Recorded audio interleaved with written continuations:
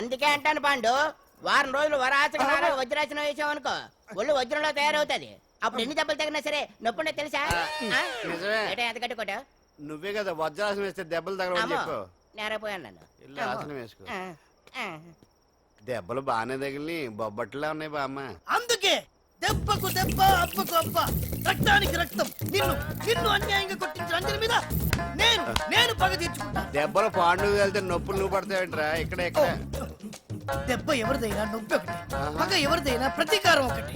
అందుకే దాన్ని అర్థ స్ఫూర్తిగా తెలుసుకోవచ్చా వెరైటీగా. నువ్వు రాత్రిపూట నల్ల కళ్ళద్దాలు పెట్టుకొచ్చినప్పుడు చేసి నీ వెరైటీ అమృతాంజలి. అంజలి అడ్రస్ అక్కడ చెబుతా. ఎరా ఇదేనా?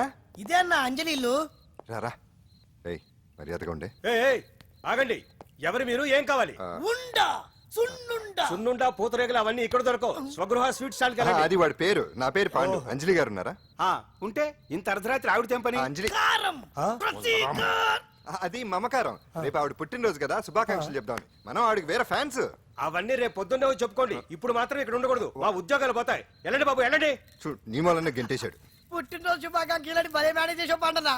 మేనేజ్ చేయడం ఏంట్రా, మనం వచ్చింది అందుకునే కదా. అది కొట్టించినందుకు ప్రతీకారం. చెవరికా ప్రతీకారం లేదు, గొడ్డుకారం లేదు.